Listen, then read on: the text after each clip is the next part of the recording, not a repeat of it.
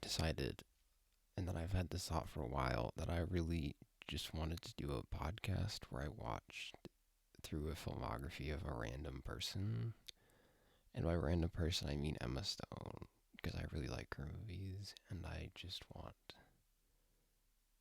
to do that. So I'm doing that. It's just me, so it's essentially me just rambling to myself for however long this ends up being. Because none of my friends want to be in a podcast, and honestly, I can't blame them, but also, like, man, I don't know how hard I can carry this. I got my little notes on my phone from the movie. We're just gonna kind of go through them. I have some bigger thoughts I had, but it's mainly just gonna be me reading off my little notes because I just sat and watched it.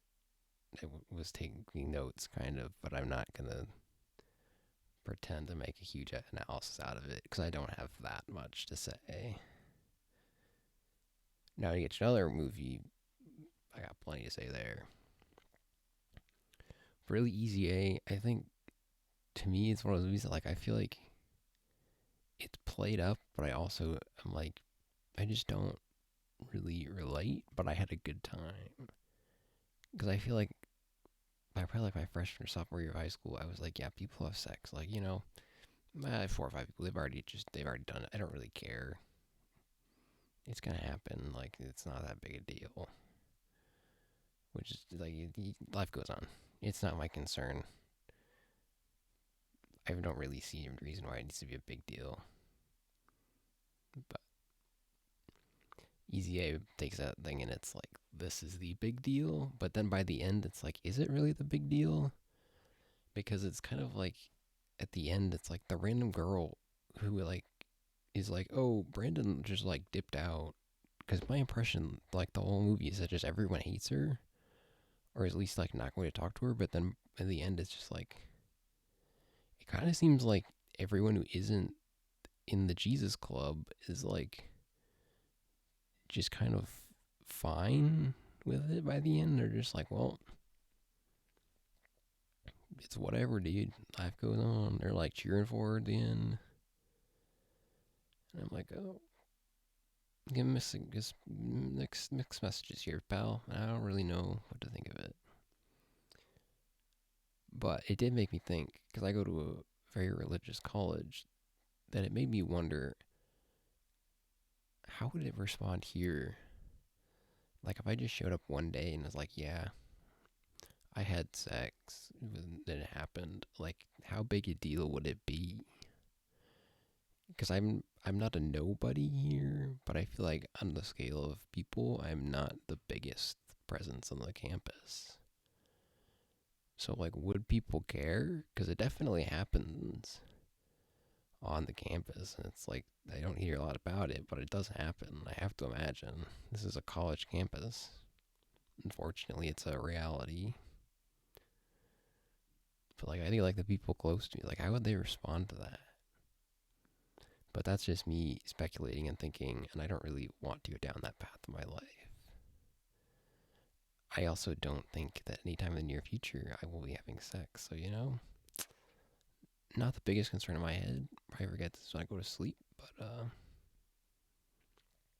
it's a thought that happened.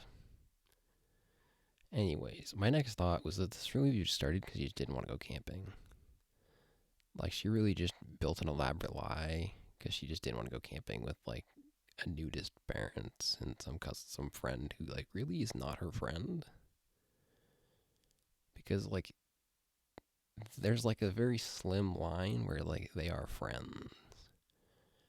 Because it's like before they're like, oh, she's like, you like have to have sex, dude. It's like it's a big thing, and she's like happy for her when she does. She's like, yeah, you're a slut now. Let's go. But then it's like happens again, and then like all of a sudden it's a line too far, and she's like, you're the worst. And it's like, wow, that's a double standard right there. You're a bad friend, but she's kind of just a bad friend. In all honesty, that's really just kind of how it is. It's usually just like you have had sex more than once, except she hasn't had it at all. But for the sake of argument, And then it's like, well, that happened. But now she hates her, and it's like, well, Ree, you're kind of being a bad friend. Just saying, you're kind of being a bad friend.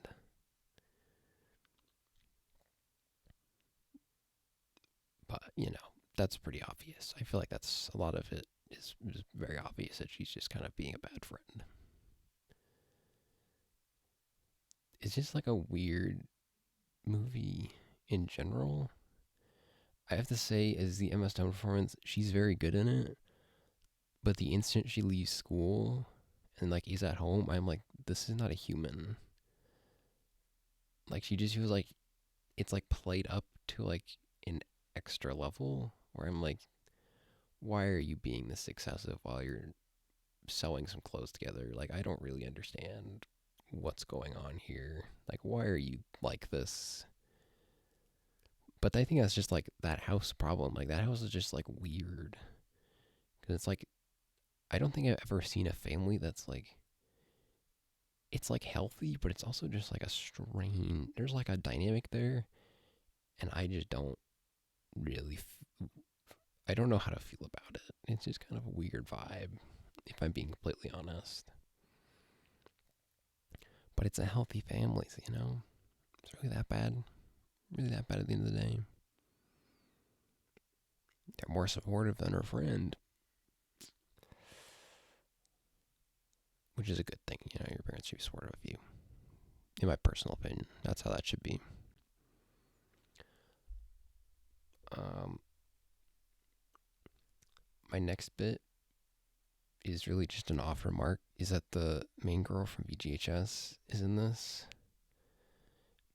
And I just fully was convinced she was not a mainstream actress, but then here she is in like a role, and I'm like, what the heck, dude? What? This is kind of weird.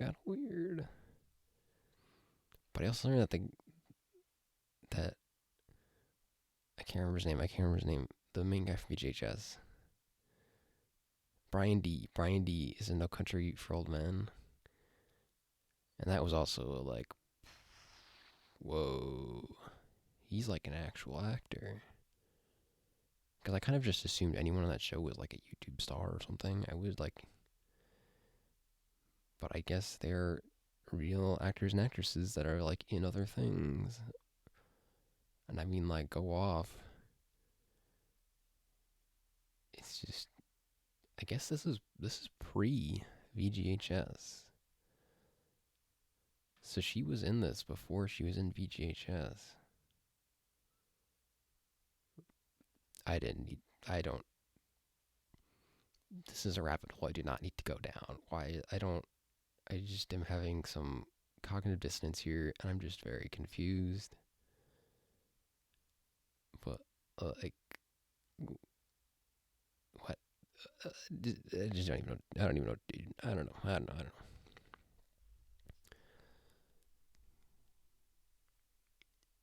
Next part, power moves.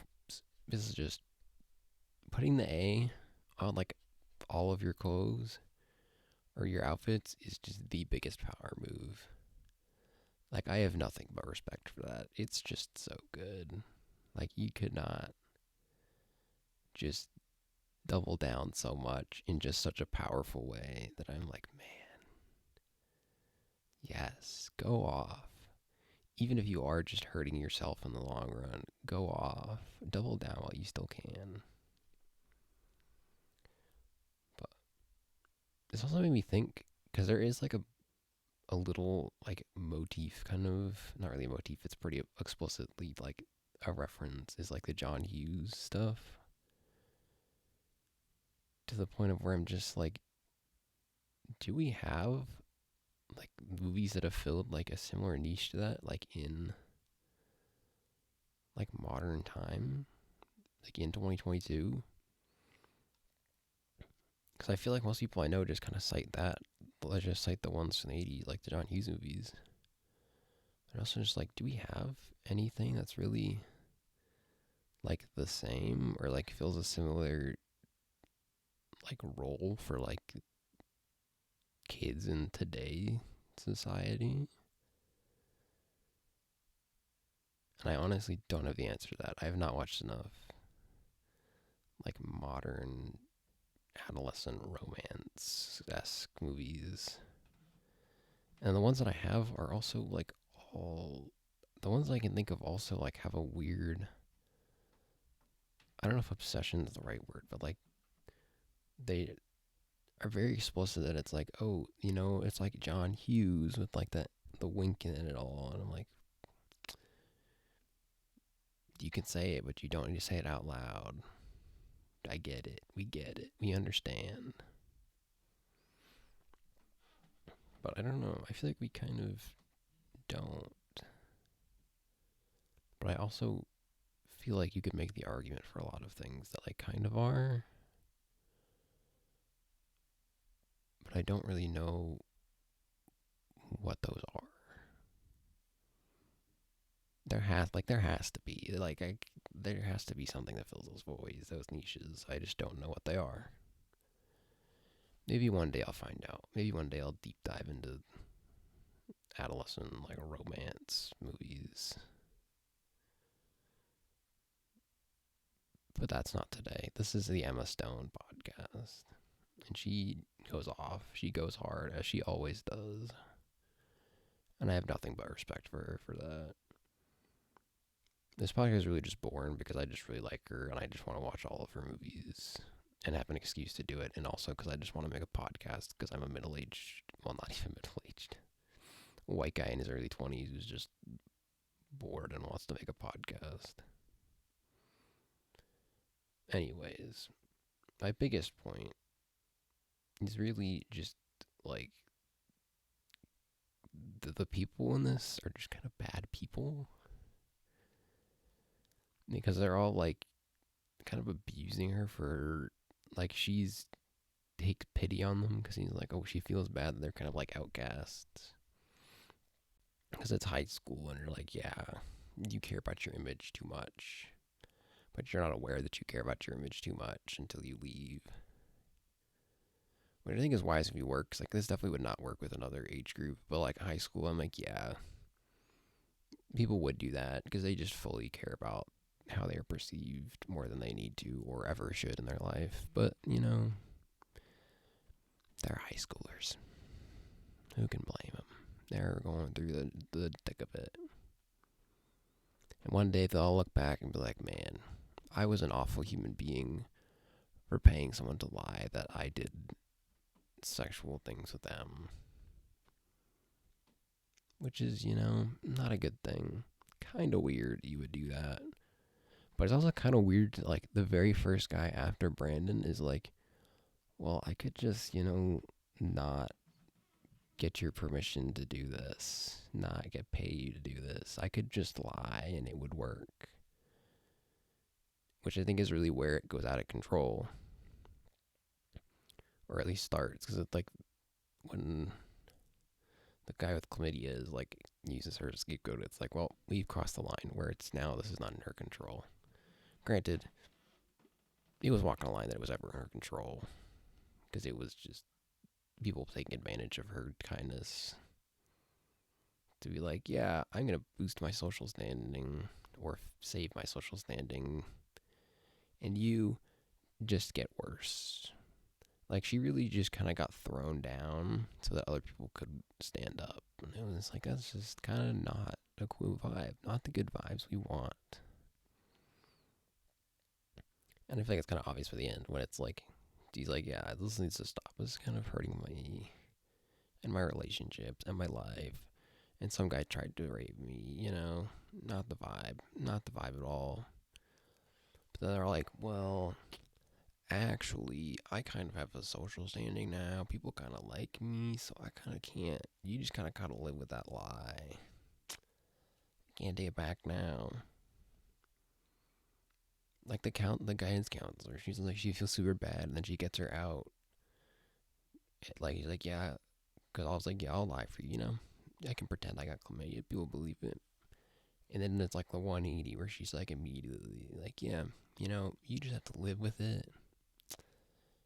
You lied, Sucks to suck. I'll live with the guilt. You have to live with lying, you know. It's just how it be. Which is just kind of messed up. And also where it's like, it's good. Like, it's not okay. Not okay. But bad times. Don't lie. People, don't lie. Don't be bad. Just be good. And don't have relationships with your students. Kind of weird. Kind of weird. Just kind of don't do that. Even if it isn't illegal, technically. It's just kind of weird. Especially if you're married, you know, it's kind of cheating on your husband or wife. Not a great look for anyone, really. But, you know, it also kind of does, by the end, like, we don't really know what happens to the, like, we know the lies are exposed because it's, like, in the webcast. But we also, like, don't know what happens to those people. Granted, you don't really need to know. That's for them. They need to live with that. Like, they got exposed. That's their problem now. Not ours. Not Olive's. Nobody's problem except for their own. You lied. You cheated. And now you gotta live with it. And you know, that's life. You gotta live with the consequences of your actions. And if you do somebody wrong, you gotta make it right. It'd be good. Be good, you know? Which I think is what the teacher says, but that teacher has very weird vibes. The Georgia Jungle guy, kind of weird vibes. Because my initial impression of Easy A was it was like, she slept with the teacher kind of thing, like, you know, that kind of thing. Because it's pretty, like, the vibe it gave off from the poster was like, oh, this is gonna happen. And I think the first time I watched it, I was like, oh. Because the first interaction with the Georgia Jungle teacher and her is, like, really just kind of strange. Like, he doesn't really ever say anything that I'm like, that's what a normal human would say. Or like a normal teacher, or even like a cool teacher. I was just like, what are you, like, what are you? But I also, like, feel like English teachers are kind of like the weird ones. So, like, I kind of can buy it, but I'm also like, why? He's like an extra degree of weird, and I'm not okay with that extra degree of weird, where I'm like, what is wrong with you? Why are you not written like a human being? And honestly, I don't know. I think that's really, like, my biggest problem with this movie is that it kind of just, like,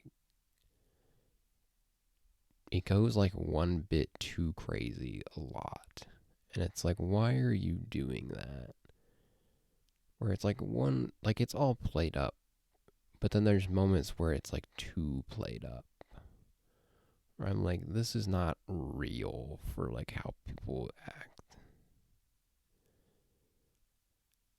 And I mean, like, it's not enough to, like, kill the vibe for me, but it's also just, like, kind of weird. But in the end, it's just like, whatever. I just don't. I just don't know where, like, the teacher, you're just like, you know, dial it back, dial it down a little more.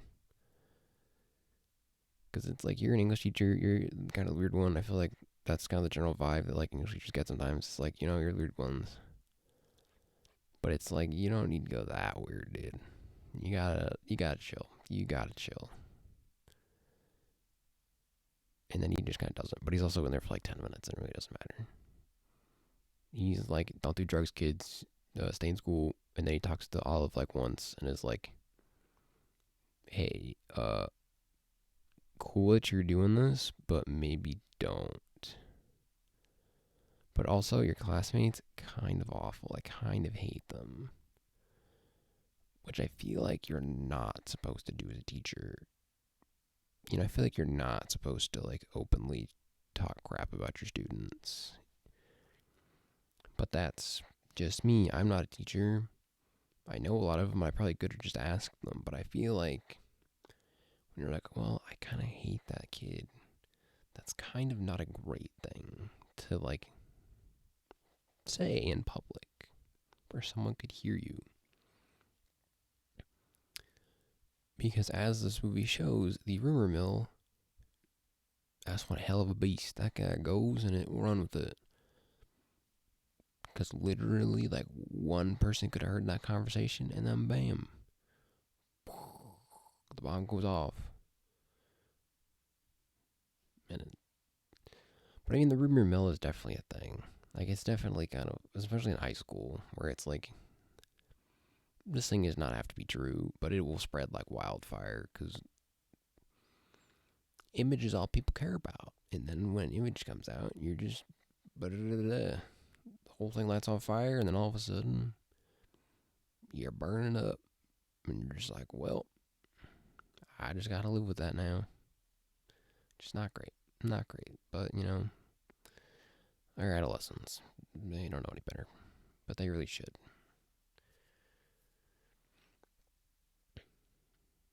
I don't know. I feel like this definitely is something that, like, would not happen in my high school.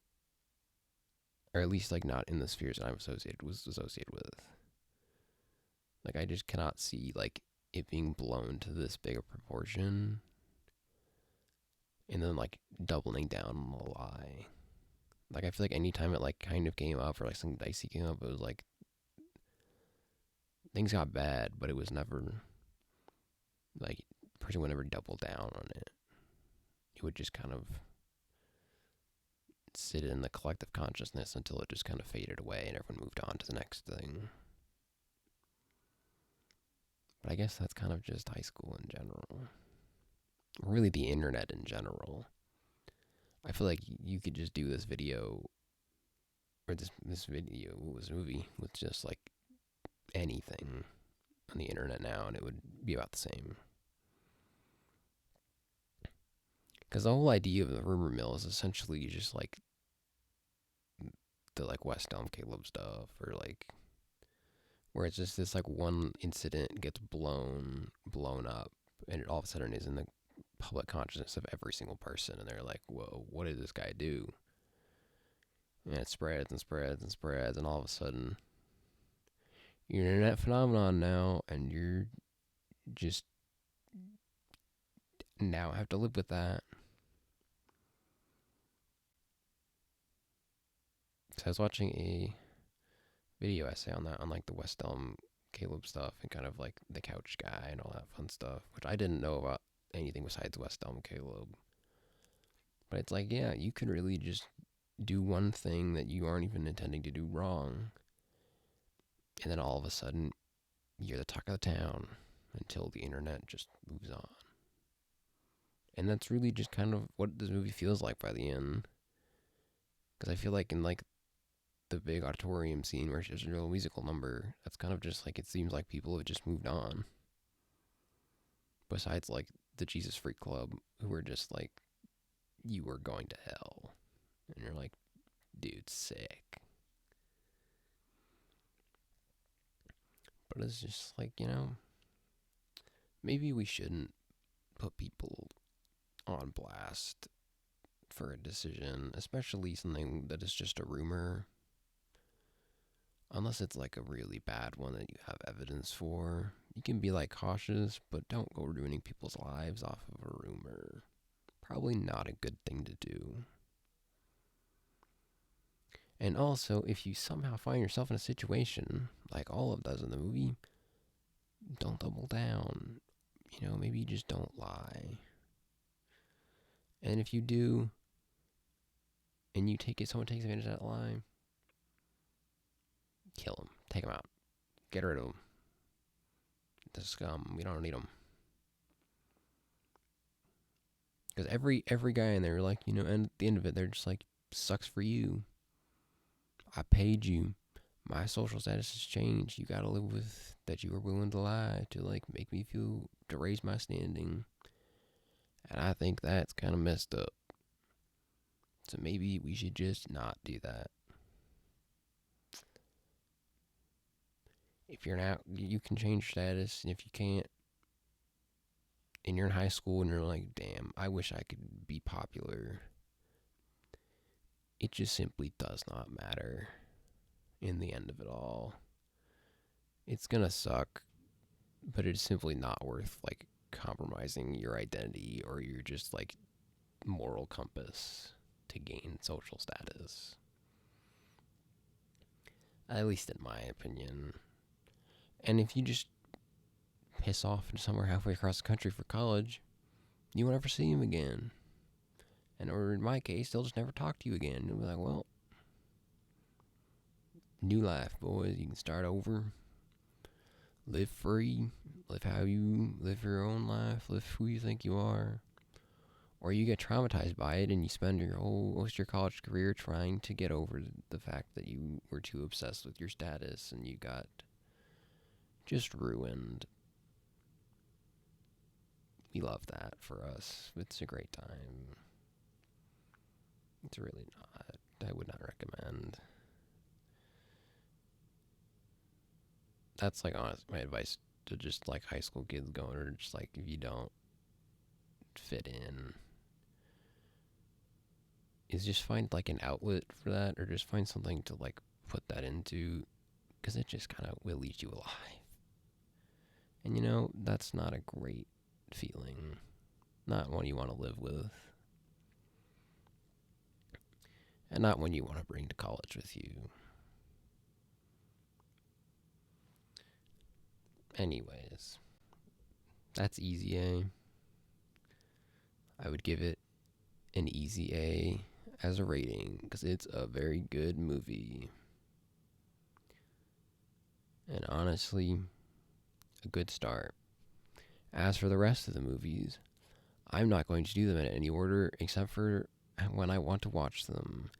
And that La La Land will probably be last because it will probably not be a podcast because I have exponentially more thoughts about it than any other piece of media I've ever consumed. It's just like the amount of thoughts and ways I appreciate and engage with La La Land are just too numerous to count. And I feel like if I ever become the video essay guy who makes 5-hour video essay about something, it's going to be about La La Land. Because at some point in my life, that video will exist. When? I don't really know. How? I don't really know. But all I know is it's going to happen because I have so many thoughts. So many thoughts about that movie. And they're coming out. One way or another, they're coming out. So if that's anything, look forward to that at the end of this road. I don't know how many movies Emma Stone is in that I have seen. We're going to look. We're going to take a quick look. This is a live internet reading in the podcast. Letterboxd is here with 37. Probably a few of these aren't out. But you got La La Land, Birdman. Birdman I found, so I'll watch that soon. Cruella I'm going to watch again. The Spider-Man's off the watch. The Favorite, Superbad. The Zombieland's off the watch. Crazy Stupid Love, that'll probably be up next or one after next. And I have some feelings about that movie. The Interview, The House Bunny. Irrational Man, that's going to be one too, because that's a movie I do not like. Yeah, it's going to be an interesting couple times. That's really all I have to say. Is if I stick with this, and I'm really going to try to, even if I'm really bad at sticking with things, we're going to try. So look forward to that. What movie will come next? You'll just have to see, because I honestly have no idea.